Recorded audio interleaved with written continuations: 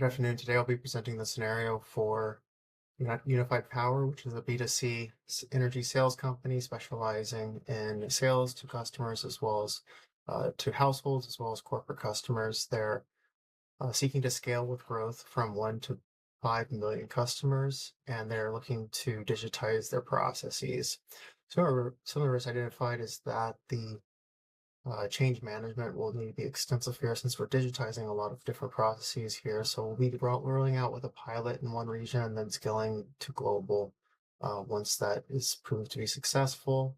There will also be change management as well at the local level with change champions that are going to be championing the different processes, including the the replacement of systems with the Salesforce platform.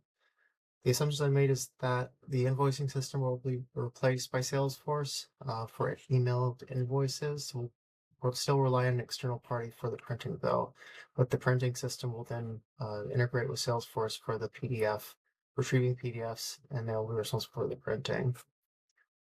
Another assumption I made is that we'll be eliminating paper registration processes with a digital process supported by Experience Cloud. We'll also be decommissioning the LAMP-based billing system for a charge and stripe-based billing process and payment gateway solution. The last assumption I made is we'll be eliminating telephone-based sales team that is currently responsible for onboarding customers. We'll be replacing that with an online-based registration portal so that we're not having telephone-based registration. The roles, we have the sales team that receives Sales Cloud license, Service Cloud license, and Salesforce Voice license. That's for opportunities, cases, as well as calls. The corporate relations manager receives Sales Cloud license for the opportunities as well. Customers receive customer community license, and distributors receive partner community licenses. Moving on to the system landscape. We don't have a role hierarchy here. It's partitioned by different regions. Or didn't specify that really, but I'm going to assume that the role hierarchy is fairly flat and that we're not going to need to have a partitioned role hierarchy. Moving on now to the system landscape, we're going to be implementing this using a single org since there isn't much variation across different regions. We'll be enabling multi-language since it is a global. Didn't really specify that, so maybe not necessary. The internationalization may not be necessary, but didn't specify it. And we won't need multi-currency either. The solution, the Sales Cloud org, will have a couple of managed packages, including Chargent for online payments. Marketing Cloud as well will be integrated with Salesforce solution via Marketing Cloud Connect for the digital engagement as well as marketing using emails and text messages. Salesforce Voice will be enabled as well for the calls and the telephony. And then Salesforce Archive will be installed as well for the archival to S3. We'll also have an integration via Chargent with Stripe for the customer payment gateway enabled, as well as tokenization. The internal users will log in using Okta, using SAML via Okta. Okta will then federate entities from the Active Directory system. We'll have two different Experience Cloud portals, one for the distributors and one for the customers. The customer portal will have that serve a dual purpose for the registration as well as for sales support and service, so they can access the customer portal and then create cases from there. There will also be an ESB that will enable an API-led connections via and expose reusable APIs for the different external systems that are part of this current landscape. We'll also have an ETL that's provisioned by a data steward that will migrate the data from the legacy CRMs, and also the LAMP system that will be decommissioned. ESB will integrate with the invoicing system for the printing purposes, government regulatory system for the communication of the meter readings, ERP system for the customer meter readings and billing calculations, and then the billing supplier systems for the communication of consumption. We're going to move on now to the requirements, starting with the current systems. We're going to be migrating the data from the existing CRMs to Salesforce.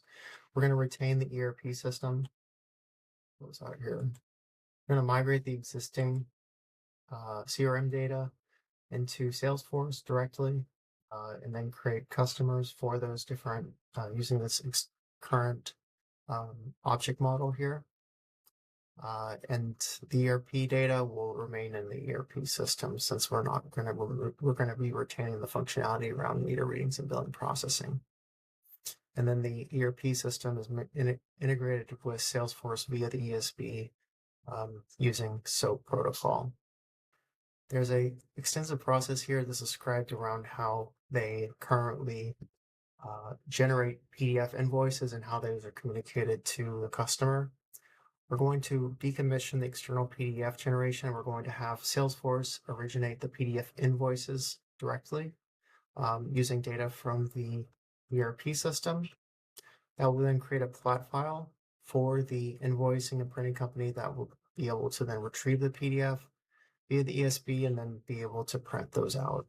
So we're not going to rely on the invoicing printing company for the generation of the PDF, since that data doesn't need to exist. That data already exists within the Salesforce solution. We can generate the PDFs directly in Salesforce. And we also will have that data anyways in Salesforce for the generation of a charge and order. And this is talking about the payments that customers will be making. The customers will go into the portal. They'll be able to access any outstanding balances they need to pay. This will be enabled using Chargent, and Chargent will integrate with Stripe for the users to be able to access their accounts payable information. And then Salesforce will rely upon the ERP system for the creation of the charge and order, since the ERP system is doing the calculation of billing itself. The customer portal as well will have an integration, like I've mentioned, with Stripe. Currently, they rely upon a LAMP stack billing system. We're going to decommission that. We're going to replace the LAMP stack. We're going to decommission it. We're going to migrate the data from the LAMP stack, including the billing information, to Stripe. We're also going to have the customers be able to update billing data within Salesforce, and then Chargent will be responsible for tokenizing the credit confirmation and communicating the credit confirmation. The credit confirmation will be stored in Stripe and tokenized within Salesforce. There's also regulatory requirements here that's described, where the ERP system will need to be able to handle the meter reading data, and then any meter reading data that is claimed will also need to be communicated to the government regulatory system. So what will happen is that Salesforce will expose a portal for the customer to be able to update their meter reading data. When they do update it, that will communicate to the ERP system, the customer meter reading data, as well as to the government regulatory system for any claims. And that will then be via experience APIs for the ESB to then make call outs to the government regulatory system for any supply terminations as well. The ESB will also communicate the customer data, including expected consumption via the ESB. The ESB will have connections with Salesforce as well as with the ERP system. And so the ESB will be able to then federate all of that data and then communicate in a single payload to the government regulatory based on the payload that they need. Okay. And then lastly, on the system landscape, we have a existing Active Directory server that has additional data around the user information. We're going to rely upon the Active Directory for the customer credentials, and then the Okta system will be able to delegate authentication to the Active Directory, and then we'll leverage the SAML protocol for single sign-on for the internal users. Move on now to the process flows. We have a lot of different process here that are paper-based, so we're going to focus on eliminating those and then have them digitized within the portal using out-of-the-box features in Salesforce. So first, we're going to, what's described here is that an agency is scanning forms that are filled out by customers at on-site at distributor centers and at DIY stores. We're going to just have the customers apply within the customer portal. They'll be able to register there and then be able to fill out their information. Then that will create then a lead record within Salesforce. And then the conversion will be the conversion of the lead record will be handled by the internal users. So there are two different groups of internal users. We have the corporate relationship managers that will be handling the corporate record type, and we're going to rely on sharing rules for the corporate record type access for these. So what will happen is that the corporate relationship manager group will have a single public group, and then they'll be able to access any corporate accounts using a sharing rule. The sharing rule will share all the corporate record types to that group, and they will then have access that way. There will also be the ability for them to convert the lead records to the business accounts that will be the representing the customers. And they will then own the customer accounts or the corporate accounts. Regional sales manager group will also have a public group that will have a sharing rule that is sharing all the home customer record types to that group. And it doesn't really specify who's responsible, but I'm going to assume that we're going to have they all need read access to all these different home customers and corporate customers, or partitioned by those different record types. But there will be a single regional sales manager group, single regional sales manager that will actually own the relationship. So there will be the account owner that will then be able to then interact, and they'll be responsible as a single point of contact for the home customers.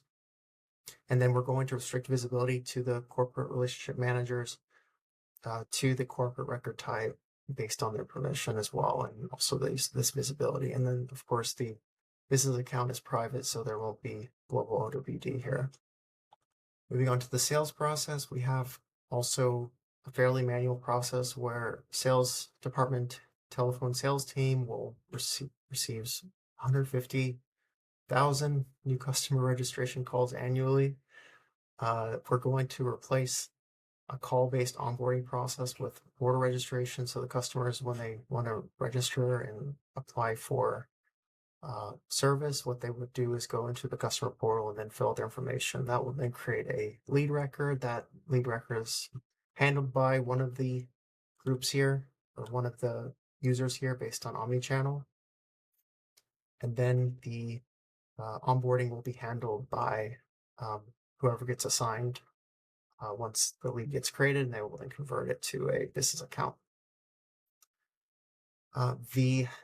In order to enable the case creation, or to retain the ability for them to receive calls from customers for service, what we'll do is have Salesforce Voice and Amazon Connect provisioned.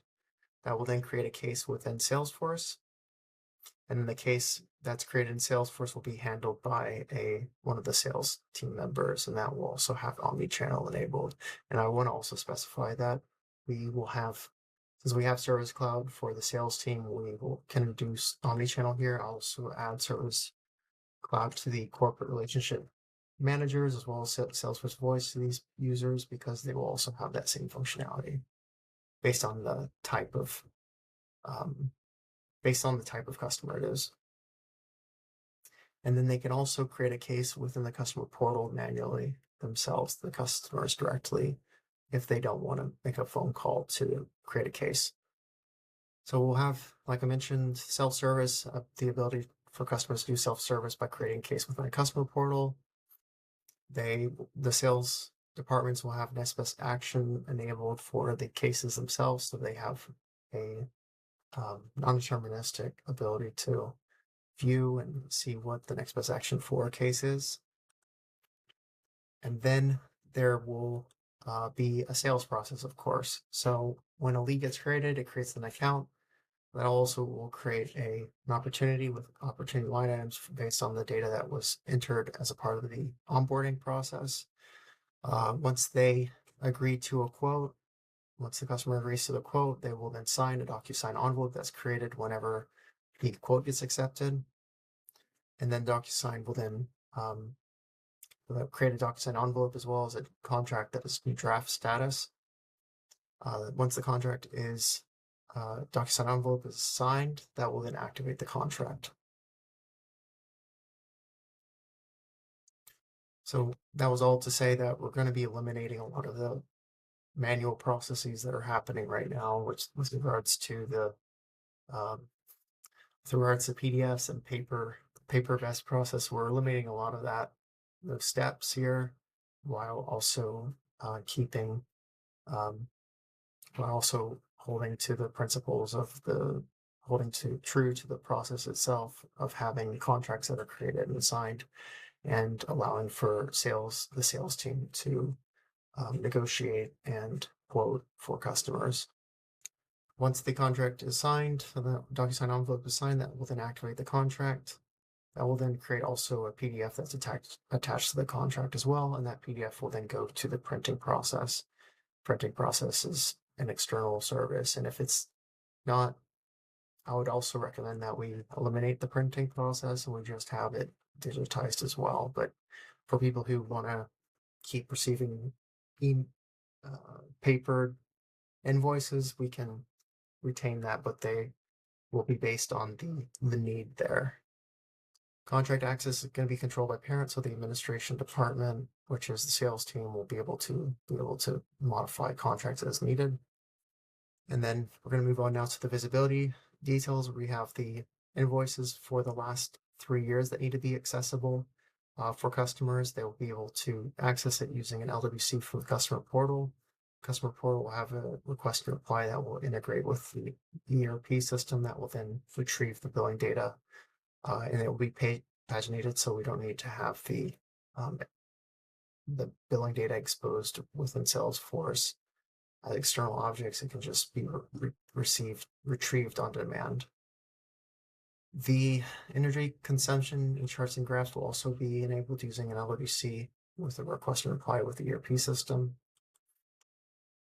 They will pay using Chargent, and they'll also update payment information. Chargent will tokenize that payment information and store it within Stripe.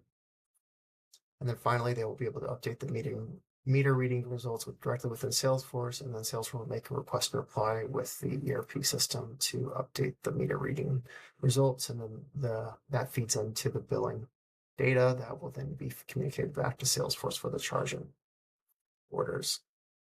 Finally, we have the identity and access management. I am here, so we have a need for the customers to be able to log in using external credentials for Facebook and Google. We'll have social sign-on enabled using an auth provider that is provisioned, that validates the ID token that's returned by Facebook or Google. The sales administration users will also have access to the system. They will use single sign-on via SAML, and then they'll log in using SAML. Okta will validate, verify they will log in using SAML. What they will do is they will select they want to log in using external credentials, and then that will then bring them to a page where they will enter their credentials directly in Okta, and Okta will then verify their credentials using the trust relationship with Active Directory, and then that will pass a SAML assertion response back to Salesforce, and Salesforce will then grant them an access token. And then finally, we have the large data volumes that are called out here. We have what we'll do is use Salesforce Archive that will then on a semi-regular basis, archive on a monthly basis, really archive the data that is older. For example, for invoices that would need to be able or not actually, um, it'll be cases actually, but we'll have cases that will need to be archived. And those archive cases will be in cold storage in S3, but then be able to be viewed within Salesforce, since Salesforce Archive has the ability to virtualize S3 data itself. One other requirement here that's called out is that there are, per residential customer, 1.5 services. What we'll have to enable that is an ACR relationship between the account and customer. What we'll do is have contacts be able to have multiple different households via the ACR, so it will enable a managed relationship, and that will also be enabled for the corporate customers as well. And that concludes my presentation. Thank you for your time.